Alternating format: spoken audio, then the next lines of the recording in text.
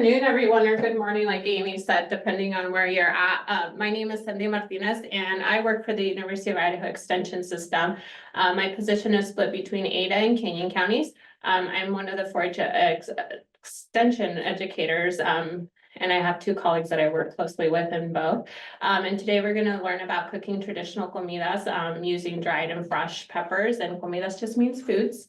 So I'm really excited to have you all here. And then Amy Robertson is from Northern Idaho, and she's my chat helper for today. And she'll be launching a poll shortly. And occasionally you may see someone else pop into the video to pass me ingredients or things like that. And that's just Annabelle, and she's one of our 4-H program assistants. So go ahead and complete that poll.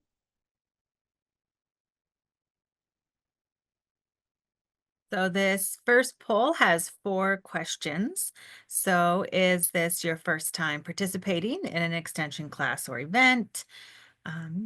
And is this your first time participating in Get the Dish? So maybe you've done other extension programs with us before, but you're new to this series.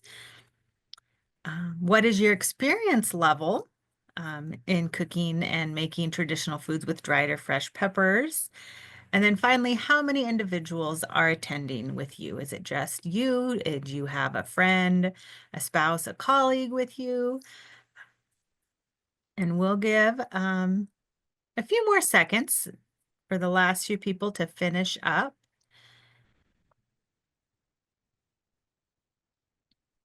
And looking at our responses, it looks like we've got a mixed group. We have some first-time attendees, so we're excited to see you. And then also we're kind of all over the board, Cindy, with no experience to somewhat experience. Ooh, okay, maybe some of you all can share some of your tips and tricks and how you use them. So I'm excited to know. Okay, so I'm and the poll, thank you all for participating. Perfect, thank you.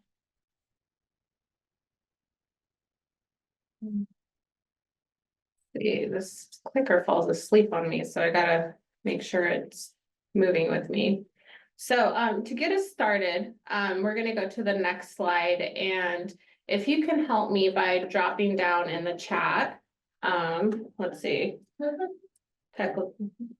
Which peppers do you use the most and how do you use them? And then if Amy can share with me some of your comments. So it could be fresh, dried. So one of my favorite peppers that I like to use is the arbol one, just because I really enjoy spicy food. So if you can make it spicy, I will probably put it in anything. So that's one of my favorite ones to use.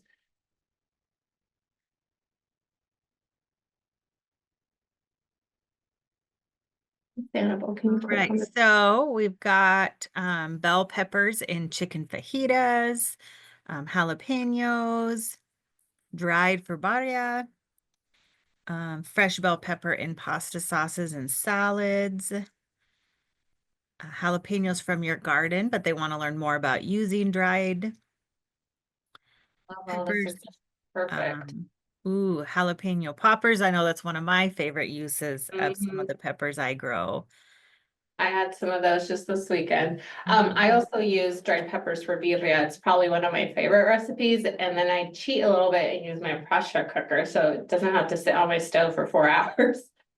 Okay, well, thank you all for sharing. So hopefully we can cover some of the peppers. There are several varieties of peppers, so we won't get to them all today. So we'll see how many we can cover. And then if we can go to the next slide.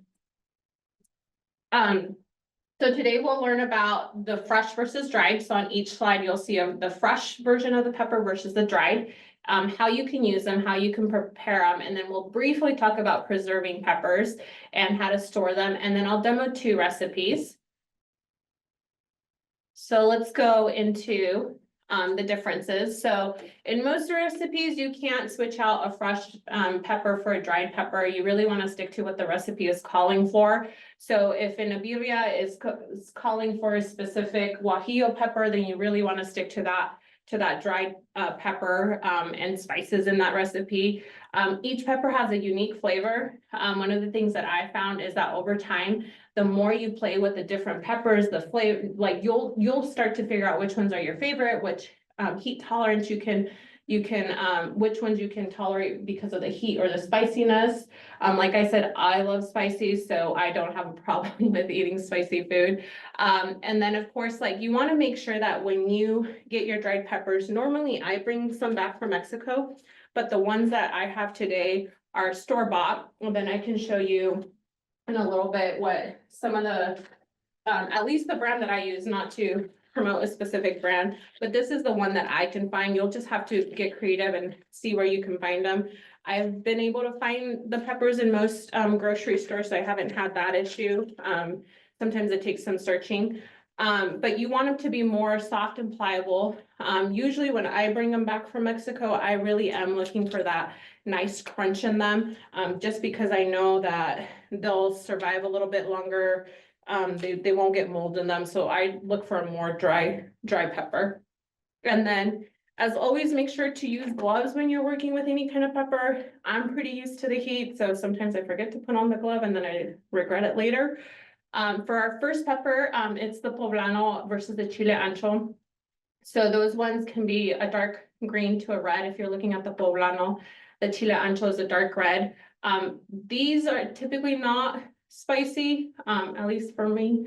And then the poblano pepper, you can roast them and stuff them. I love stuffing them with cheese. You could do veggies, you can do meat, you can do a mixture. And then you're just dipping that roasted pepper into an egg, like an egg wash. And then you fry that. I've seen people do like chile relleno casseroles as well. So if you're looking to cut back on that oil, you could do it that version too. Almost like a layered lasagna. That's really good too.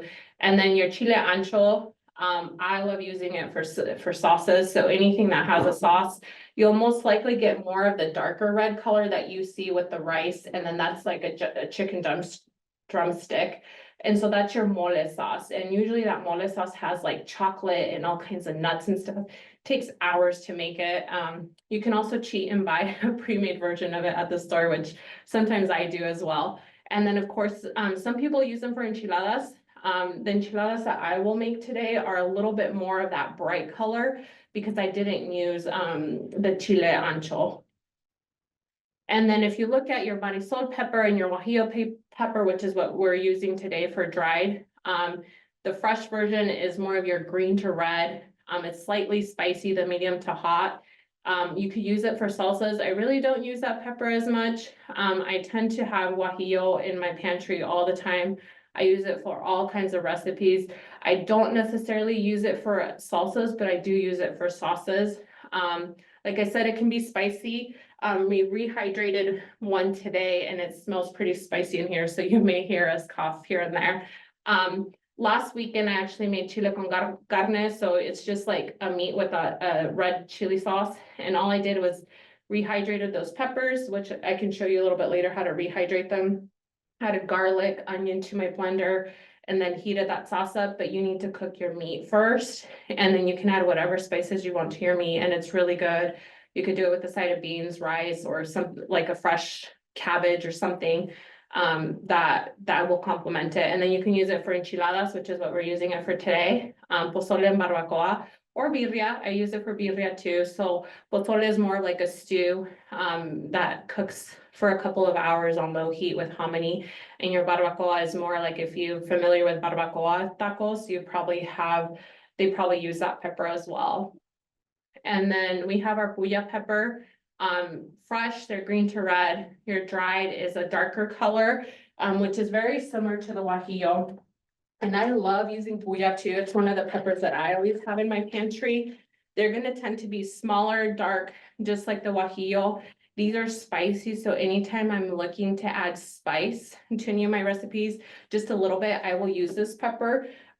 In the recipe that we're gonna use later, it does call for puya for the enchilada sauce, but I did not put puya in today because the guajillo already smells spicy, so I try to stay away from making it too spicy. That way this office doesn't smell like spiciness. Again, you can use it for stews, salsas. Tamales is a really good example. Like if you wanted to make them spicy, you could use them for that. You can also toast them if you're gonna make them for salsa. Usually when I toast them, I put them like on a skillet And then you want to do like probably 2 at a time so that they don't burn, and you're literally toasting them for like a couple of seconds at a time. Typically I open my windows and a door or run a fan when I am toasting peppers, because it it smells good, but it can be strong if you're not used to spiciness. And then we have our bird's beak, which can be bright green to red. These ones are really spicy. These are one of my favorite peppers to use, whether it's fresh or in a dried pepper for my salsas. With the arbol, they tend to be, bright red with some orange spots. And they're a lot smaller, so I wish I had zooming capabilities with the camera here. But they're a lot smaller, they have red, you'll see some orange spotting on these. These are really spicy, so this is the one that I said that if I want spiciness, I add it. These you can also toast them, but again, they're spicy, so you wanna make sure you have a fan or your window running, or your fan running with your window open. And then jalapeno, I think, is more of a very common pepper. Like I said, I use these for anything as well. These are green to red. I love when they're red. They give it a different flavor to your salsa. These can be mild, medium to hot. Lately, I feel like the ones that I've had in my garden were not spicy this year, so I always have to sometimes add dried peppers to mine just to make it a little spicier. You can use them for roasting, stuffing, like the jalapeno poppers are pretty popular. Fresh salsas, you can pickle them. I love pickling the peppers when I get a chance. And then for sauces as well, most commonly they're used for pico de gallo because they're not as spicy. You can do a carne con chile, which is just a green sauce with meat, and then you can do a chicken pozole, which is very similar to the pork pozole, just chicken, and most people use a green sauce instead of a red sauce.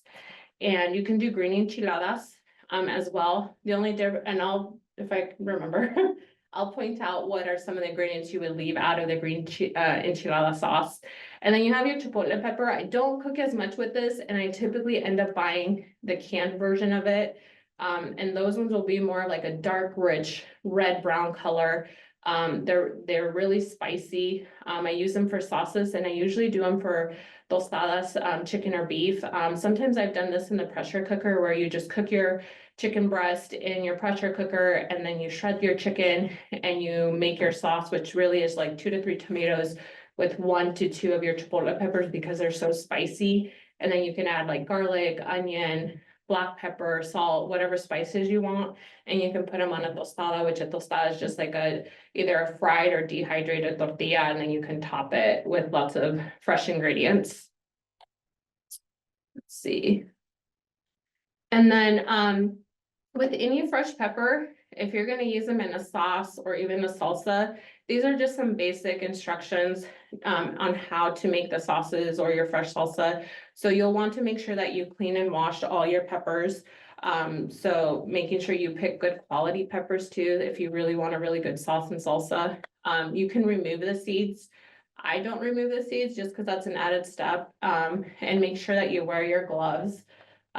Because they can be spicy. Like if you went for a serrano pepper instead of a jalapeno, those are gonna be more spicier. You'll wanna get like a little stock pot or sauce pot, and then you'll fill it up about halfway, just enough to cover your ingredients. And you'll let your peppers, and whether you wanna do a red tomato like a Roma or a tomatillo, you can dump all that. You can put in garlic and onion as well. And you just want it to change color. So if you look at the first row of pictures, how they're like a nice bright color. And then once they cook, they turn into more like a green color. That's when you know that they're done cooking, because you don't want to overcook them because then they'll just split. And then you can add your tomatoes and tomatillos. If you're not familiar with tomatillos, have a picture right up at the top, but really it's just a small little tomatillo, and these are for my garden, and they have a husk on them. And so you'll want to peel that husk, wash it, and then you're gonna throw that in with your ingredients to cook. And one of the things that I like to do with these is I actually freeze them. So I grow them in my garden and then I freeze them. And even though they're frozen, you can still like roast them too, if you wanted to get that nice roast flavor. And it tastes like fresh salsa to me, even though it's like frozen and then I'm roasting them again. And then one trick that I've learned is that to get the husk off, because some of them are pretty hard to get off, you can soak them in a bowl of water for like about 5 minutes, and then the husk is really easy to take off. If not, you're like trying to scratch at it and it ends up ruining it anyways. And then once you're done cooking them, you'll want to puree all your ingredients, whether that's a food processor or a blender. I typically use a blender. If you know how to use a molcajete or know what that is, which I think in English is called a pestle and mortar. Did I get that right? You can use that as well, but I really like the blender because it's quicker. And then you can use it for any recipes. You can actually use all of these ingredients to make your green enchilada sauce. The only difference is that I don't put like cloves in it or cinnamon in it. And if you wanted to put chocolate, you could, but I don't put any of those extra ingredients in it. And then for your dried peppers, you'll definitely want to clean these. So anytime I use any of the dried peppers, I wash them because they tend to have sometimes a little bit of dirt on them or dust. And usually the ones that I buy from the store are pretty decent and they're not as dirty, but if I bring them back from Mexico, I do need to make sure I wash them. And then for these ones, if you don't have a very good blender, you definitely will want to de-seed them. And I can show you real quick how to do that. And making sure you put your gloves on. Like I said, these are pretty spicy. You can de-seed them while they're dry, or while you hydrate them, you can de-seed them. So all you're doing is taking the stem off, and then you're pinching it to get all the seeds out, and you can take out the vein as well if you wanted to. And then you can cut them in half too, but that's all you want to do is get the seeds out and the vein if you don't want it to be that spicy. And then from there, again, you can toast these. But like I said, fair warning, if you're not used to the spiciness, I'd be really, really careful with making sure that you have fan on, windows open, and you're quickly toasting them on low heat and flipping them. If you do more of the smaller peppers, like the arbol, then you really want to make sure that you have like some kind of stirring utensil that you can stir and then scoop them out so that you don't burn them. If you burn them, it does make your sauces bitter, and that's not the flavor that you want, so you have to just be really careful. If you rehydrate them, one of the things I like to do if I'm in a hurry is I actually just boil them in a little sauce pot, and toss them in there. You can take off the stem if you want to or not. If you're in a hurry, just leave it on. And then when you're ready to like toss the ingredients into your blender, you can pull apart the pepper and then de-seed it and take out the vein as well. You'll want to let it cool down or run it under some water, because if there's water inside the pepper, then you want to be careful not to burn yourself. So you can let it come up to a boil, let it simmer for a little bit. If you want to do a different version, you can boil your water like you see in the bottom picture and put it in a container and let it soak. But I find it's faster just to boil it on your stove top already. You're going to want to blend your ingredients into put your ingredients into your blender, and then that way you have all your ingredients in there.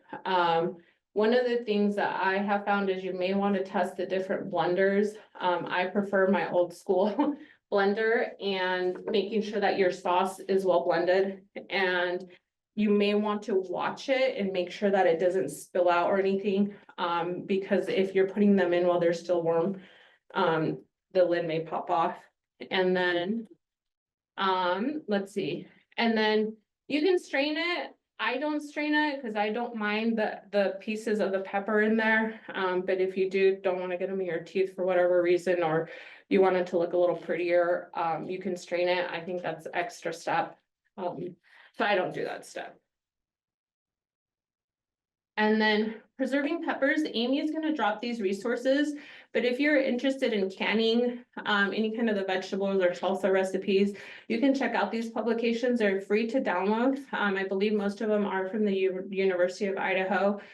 You can also freeze them. There's instructions on there on how to freeze them. And then you can also dehydrate them, which is, I do dehydrate some of my peppers, but more of like the fresh when they're green. I like to dehydrate those. So if Amy, you can drop those into the chat, please. Will do.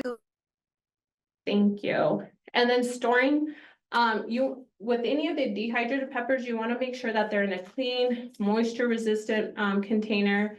That you keep them in an area where it's not too bright and it's a food safe container.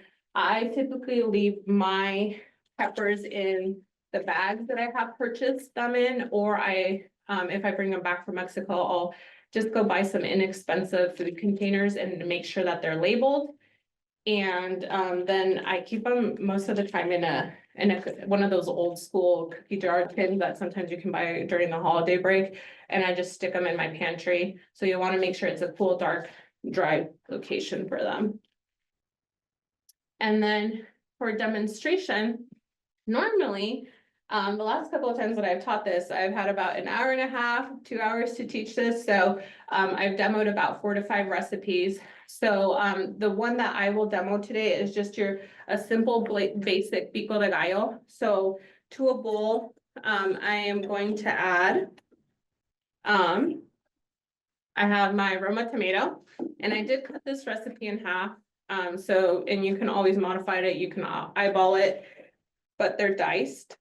Cindy, would we be able to stop your PowerPoint sharing so we can see you a little better? Yes. Thank you. There we go. Much better. So you'll dump in your tomato, and then you'll dump in a little bit of onion. If you don't like onion, then you can eyeball that or take it out. I know there's some people who don't like onions. And then I love peppers, but I only did 1 pepper. And I did leave the seeds and the veins in them. These ones were spicy, like I can still smell it.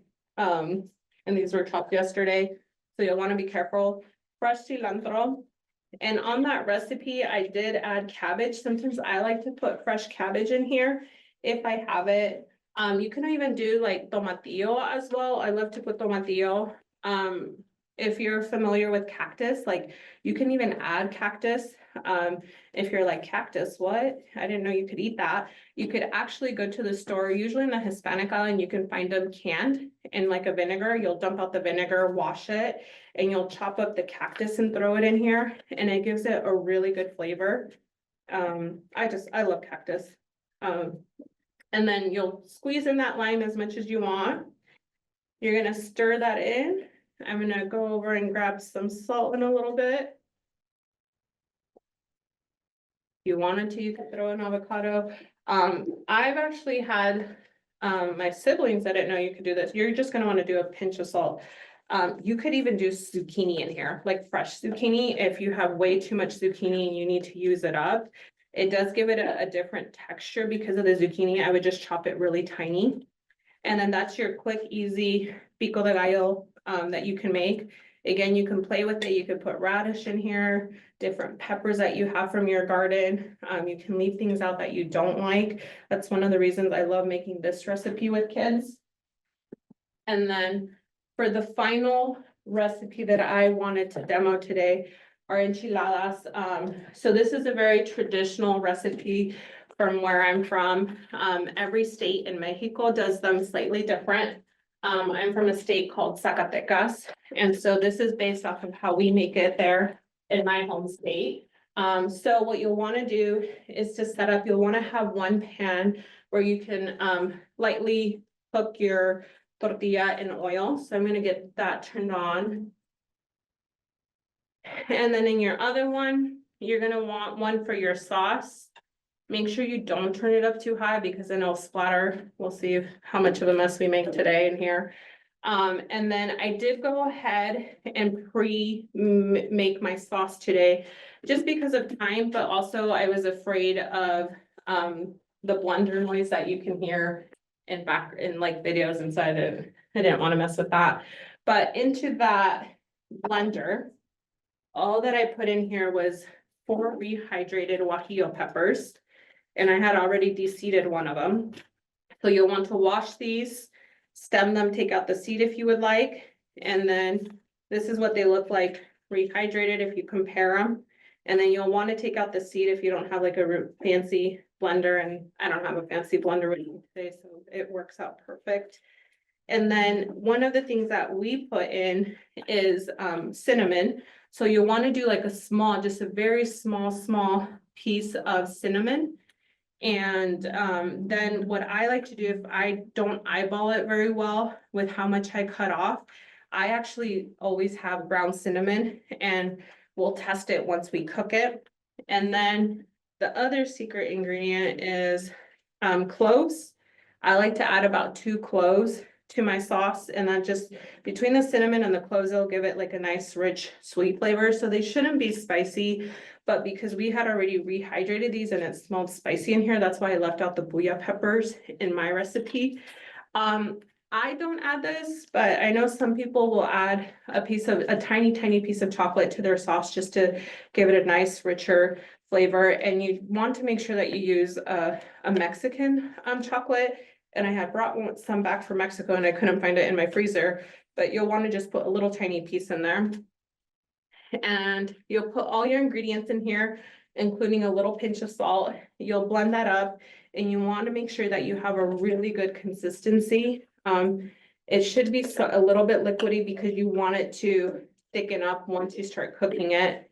So I'm going to go over to my other pan, and I'm going to do a drop of oil, about a tablespoon. You don't want too much oil. Container.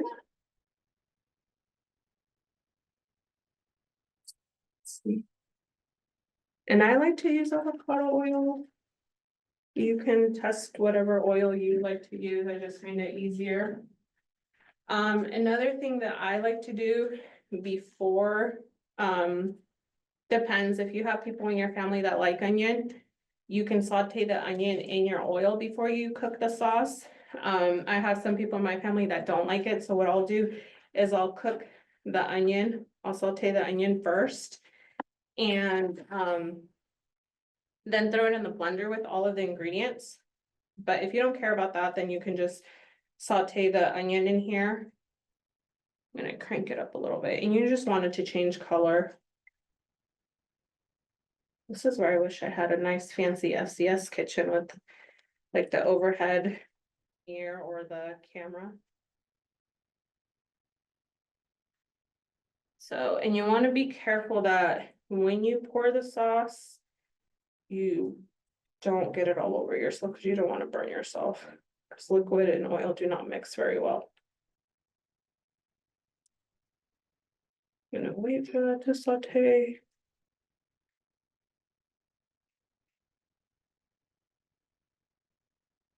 And if you don't like onion, you can leave it out. I think it gives it a better flavor.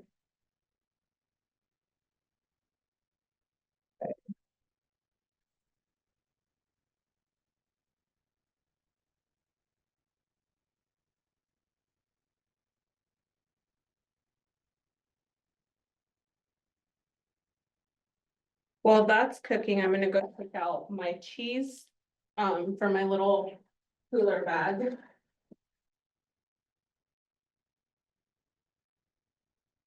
And set up the rest of my station. I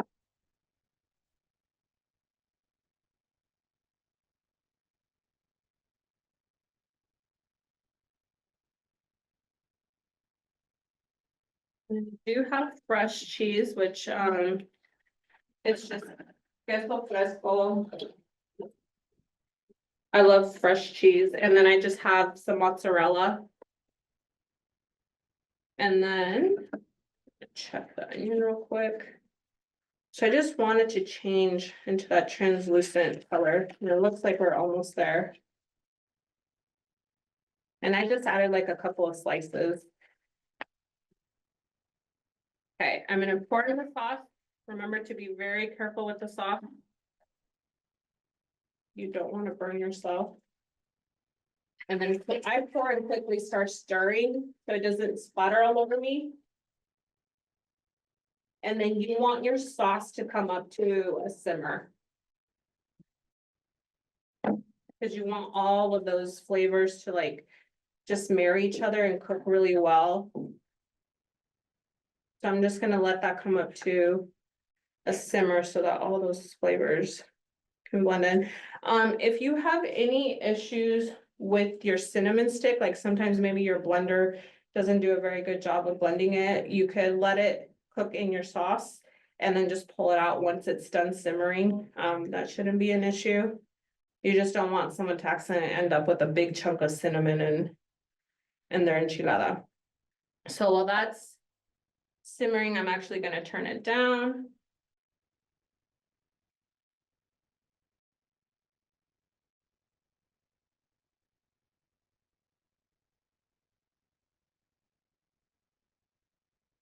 You don't want it to be extremely thick, so I try not to overcook it. Cause you still wanna be able to dip your tortilla in there. And for your tortilla, most of the recipes that I've seen, you don't fry your tortilla, but in a traditional enchilada, you do, at least for my home state. So I like to just get a spray oil instead of like pouring a ton of oil into my pan. I think it's so much easier and you're not entirely soaking them into a ton of oil. And then we're gonna multitask a little bit. Make sure you're stirring. You don't want your tortilla to be too crispy, like a chip, because then you're not gonna be able to roll it. So you just want it to be slightly fried. And then to get the excess oil off, I always like to have like my pile of tortillas off to the side, the ones that are not cooked, and you can use whatever brand.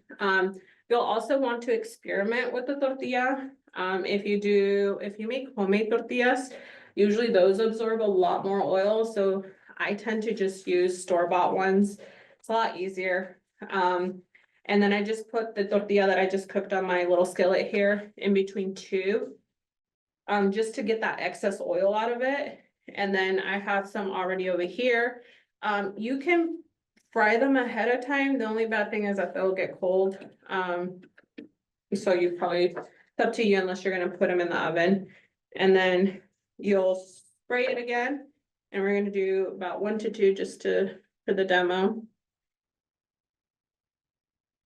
I usually use tongs. My mom uses a fork to flip them, but I tend to rip them all the time, so I don't use that method. This is a little bit messy.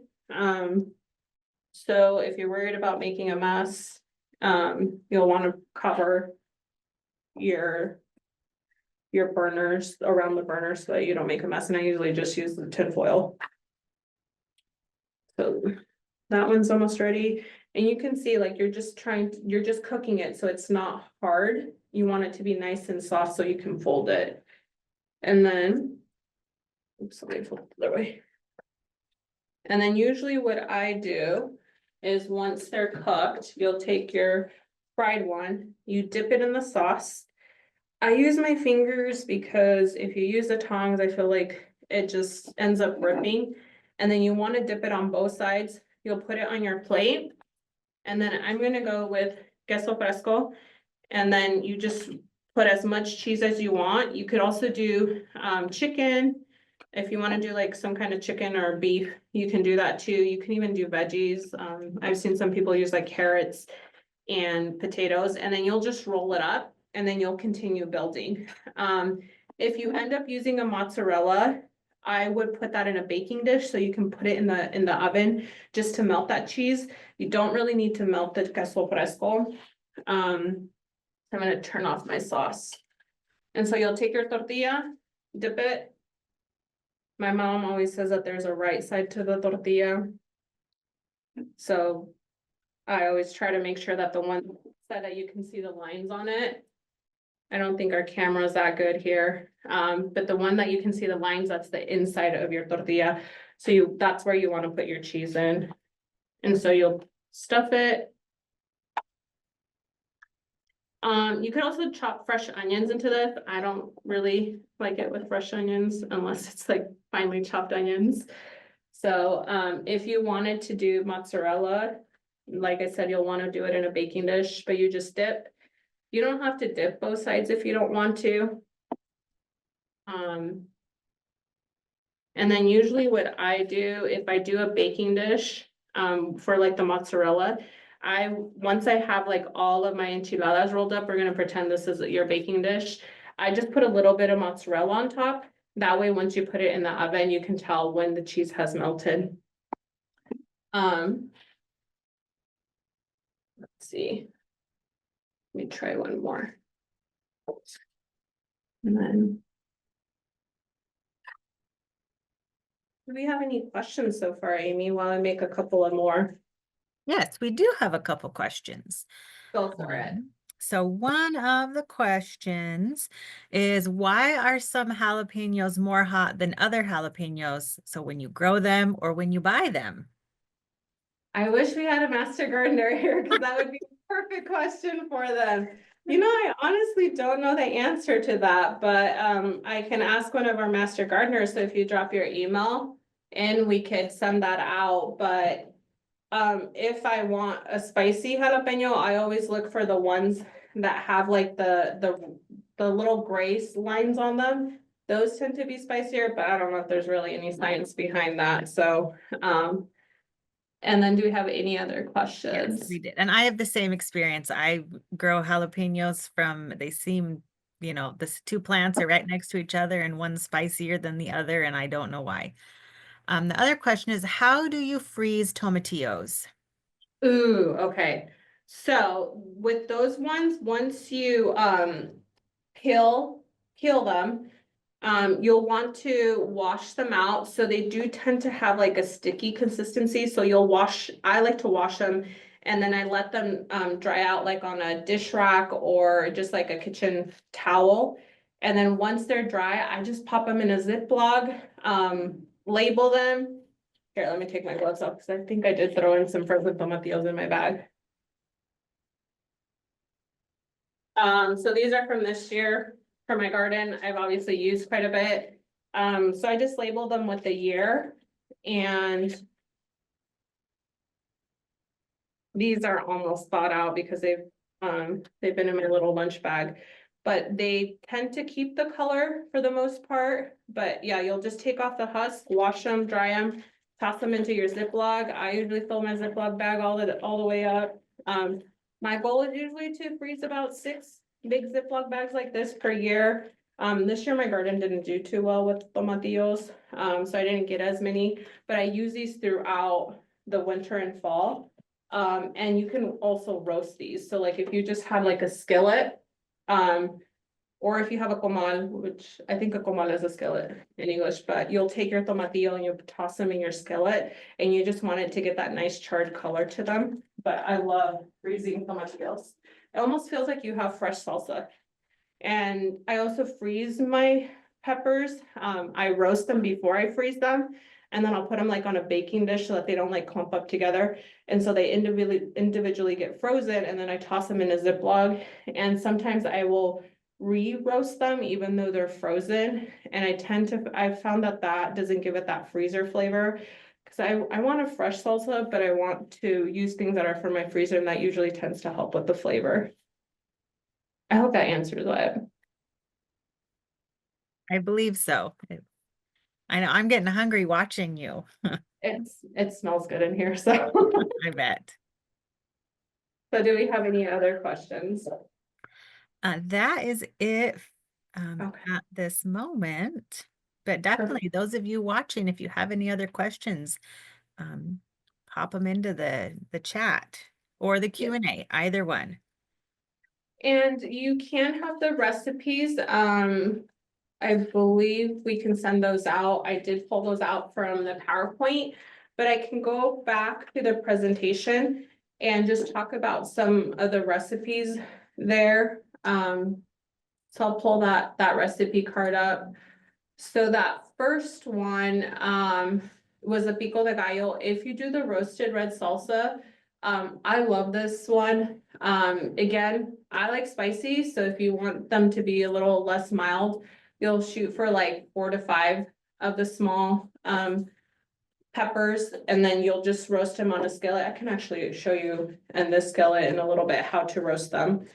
And then I do 10 tomatillos. One of the things that I like about tomatillos is if you make your salsa too spicy, you can always add more tomatillo or garlic or onion to take that spiciness out, or to reduce that heat. And then that way you're not like coughing up a storm because it was so spicy. I tend to add some garlic, some salt, onion, and then you'll put that all into your blender. You can decide to make it chunky if you want. It just means that you'll put less water in it. I actually don't put water in my salsa when I do tomatillo. I wait until, like, for example, I have my salsa in here, and then you have like the leftover sauce in here and you want to get all that good sauce out, and I'll just do a little bit of water, maybe like a third of a cup of water, and then I just shake it out, pour it into the bowl that I did my salsa and just stir it. That way you don't get a super liquidy one. I actually made a really liquidy one the other day because I put too much water in it. And then my secret guacamole salsa, if you have too many squash in your garden, you're like, what do I do with them? You can make a fake guacamole salsa, which is just like 3 jalapenos. I tend to grow Mexican gray squash in my garden, so I'll toss a little one in, and then I'll do tomatillos, garlic, sometimes onion, and you can play with it, and then it'll look like you put a ton of avocado in there, just a little bit more budget friendly, and then you can add cilantro in there as well. So, but any other questions? So yes, we have a question. I was actually going to ask a similar question. They're wondering, so what exactly is a Mexican squash? Ooh, a Mexican squash. So think of your typical zucchini that you would find in your grocery store. They're a little bit smaller, fatter, even though it's called like a gray squash. They're really not gray. They're more of like a lime, like a lighter green color. And they're typically usually, at least in the grocery stores here in Idaho, they're typically closer to where the peppers are and the tomatillos are. And they're really good, like if you want to throw them in a soup or a stew, they're really good to throw in there. And I like grilling them too, like just grilled on your grill with just a little bit of salt and garlic. They're really good too. So if you didn't have Mexican squash, but you had zucchini, do you think that would be an okay substitution? Yes, the only difference would be is that the color may look a little different, so you may not get that real guacamole color, but the flavor will still be there. Thank you. The second question was for me, but Thank you, Amy. yeah. Well, yeah, we can send these recipes out as well as the enchilada one. Like I said, this recipe does have the puya in it, but because when we were cooking them, it smelled spicy, so I left them out, and the puya are for my house, so I know they're spicy, so I didn't want to make a spicy sauce for my enchilada, because really it should have like, you should get that hint of cinnamon, like almost a sweet. They should not be spicy if you follow this recipe. And we had already tasted the sauce, but if you're like, oh, it's still spicy, then go ahead and add your not cumin, ground cinnamon to it, and just to give it a little bit of a nice sweeter flavor. I don't put chocolate, but that's another option. But you can definitely have this recipe. I'll see if we can send that out. But can you log out of that, please? Perfect. And then I think we have our next session is coming up. So if you'll go to the original PowerPoint and share the gray one. That one, thank you. I'm not in my normal office, so this technology is new to me. Nope. Sorry. So Right while there, you're getting that, would this be an okay time for me to launch the poll or? please. Okay, I will launch our final poll.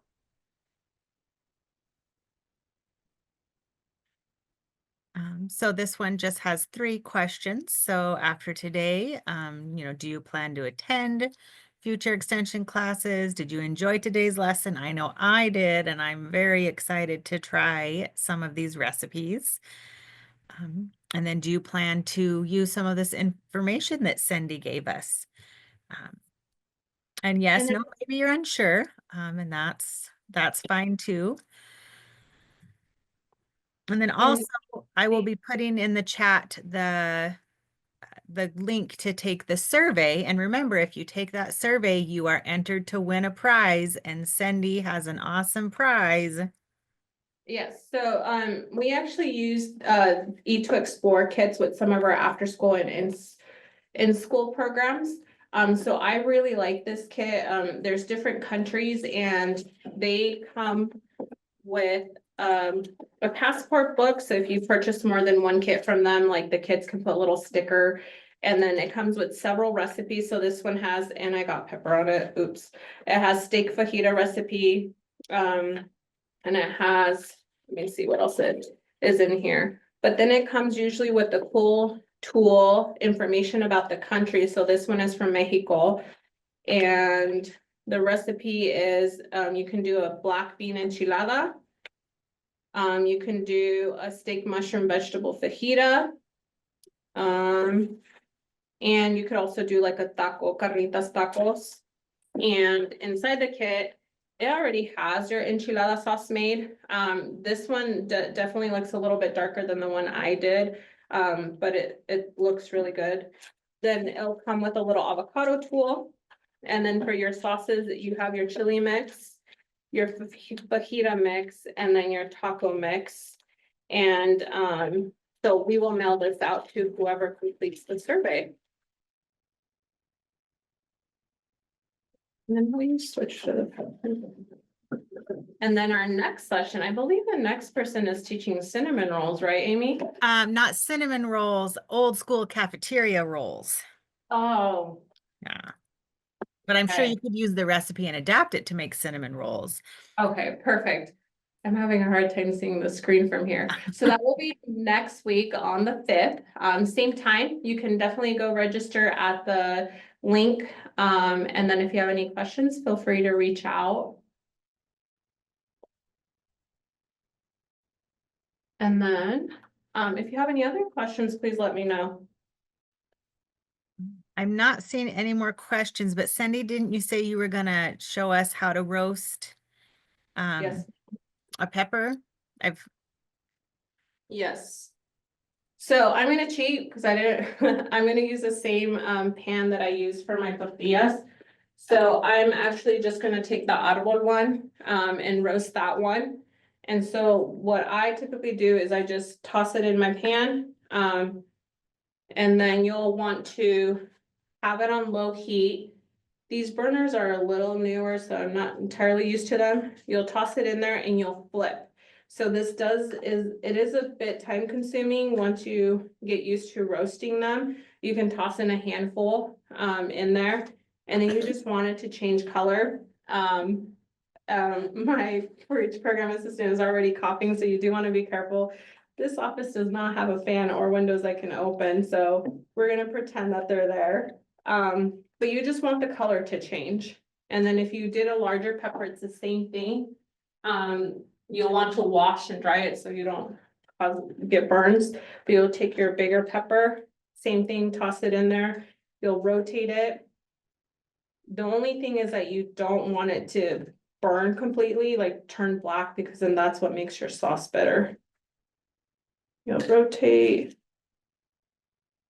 And I can already smell it, so I'm gonna take mine out because I don't want the rest of my office to have a cough storm. But you just want it to change, and this does look like it has a little bit of oil, but it's because I use the same pan. And then you can rehydrate these once you toast them. You can rehydrate it once you toast it in either boiling water, or you can even toss it in a bowl with hot water in your microwave if you wanted to go that route. But what will happen with some of the peppers is that once you roast them, they also become softer because you're cooking it. And so that's how you'll roast them. You'll want to be careful with the seeds. If you don't take out the seeds while you're roasting them, then that's gonna cause a cough storm too. So I'm gonna fish these out. Just gonna put them on the side over here. Then you would do the same thing with your tomatillos if you wanted to roast your tomatillos. If you had your frozen ones or fresh. You can just toss them in here and roast them too, and you just want those to also change color.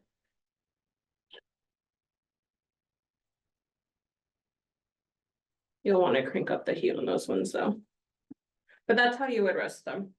Any questions on roasting them? So to You can clarify, also, you wouldn't add oil or you would? you can, I don't like adding oil because then that causes heartburn, TMI. That's probably an overshare, but if you have that issue, like I would stay away from frying them in oil, you can. But it's just something to keep in mind, so, Thank you. but I stay away from it. Okay, any other questions? I know we're ending a little early. I was actually worried that I would go over time.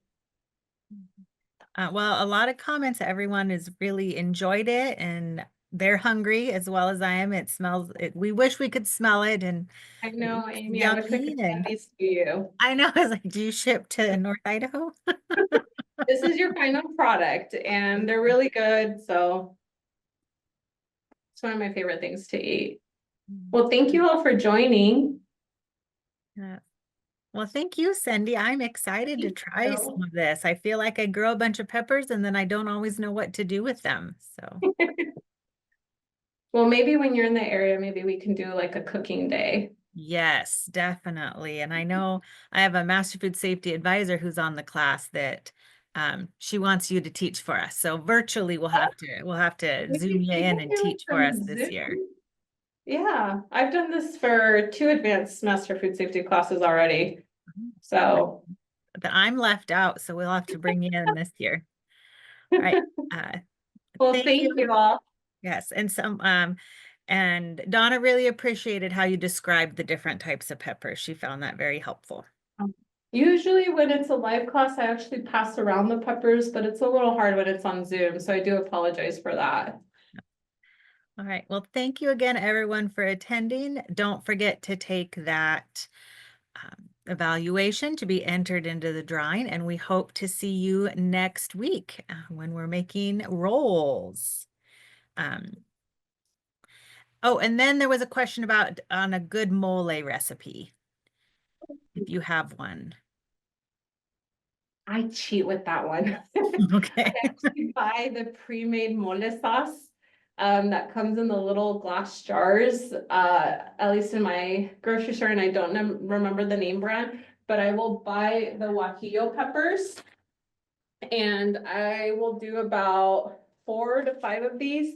Make sure you follow, oh, I can smell the pepper, the roasted pepper. Make sure that you take out the seeds and everything, wash them, soak them like in one of the previous slides, the steps. And then I add this into my blender with just a spoonful, like a regular kitchen spoon utensil.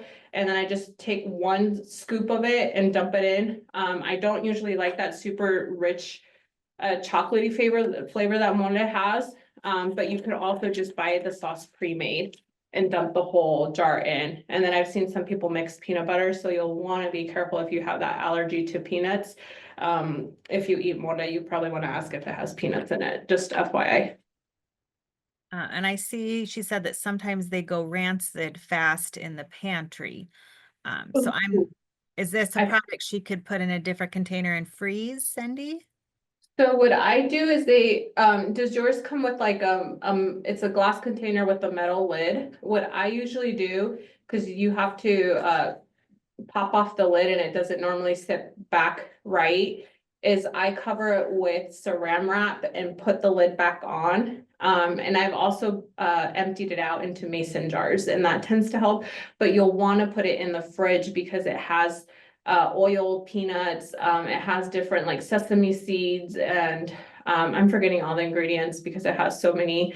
But you'll want to put that in your fridge, so don't put it in your pantry. Like as soon as you open it, it goes straight into your fridge. And it lasts me a couple of months because I don't make it on a regular basis. Oh, it is the one with the glass jar. Oh, I know which one. Okay, so we probably do use the same sauce. So I would just go ahead and put saran wrap, put the lid on it, or you can empty it out into a mason jar. I would just, yeah, make sure that you're using it up a little bit faster. I hope that helps. All right, well, thanks so much. I'm not seeing any other questions. So everyone, again, thank you for joining. We'll see you next week and have a wonderful rest of your day. Thanks so much, Cindy. It was a great presentation. Bye, thank you.